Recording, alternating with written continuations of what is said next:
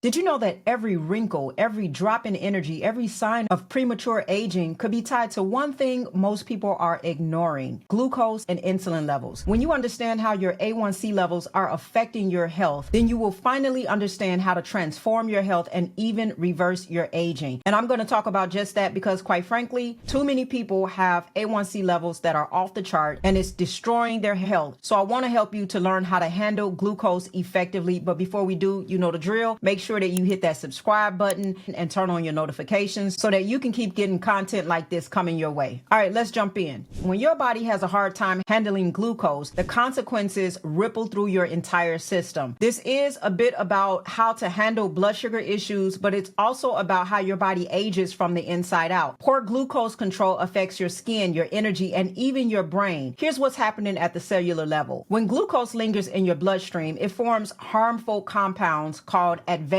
glycation end products. They're called AGEs. These AGEs attack collagen, the protein that keeps your skin firm and elastic. This causes wrinkles and sagging. And they also damage blood vessels, accelerating cardiovascular aging and reducing your body's ability to deliver oxygen and nutrients where they're needed the most. It's like an internal breakdown that happens one step at a time. The most interesting part in all of this is that your brain will suffer too, because glucose mismanagement disrupts how neurons communicate and fuels brain fog, memory loss, and even cognitive decline. Your brain should always be in high performance and it should be operating efficiently. But when it's overloaded or starved from the right fuel that you're supposed to have for your brain, it starts to slow down everything from memory to decision making. And this becomes a huge problem. Now, this is why it is suggested that you track your A1C levels. Your A1C levels are the most powerful metric you're probably not tracking. A1C measures your average blood sugar levels over the past 3 months, giving you a clear picture of how well your body is processing glucose. High A1C levels don't just signal diabetes risk, they're also a red flag for premature aging, inflammation, and metabolic dysfunction. And most people don't track their A1C levels until they have to go to the doctor because something's wrong. This is something you should be tracking every single year. You don't have to wait for your body to break down before you start to get the metrics that you need to make sure that you are living as healthy as you possibly can. But if you do have symptoms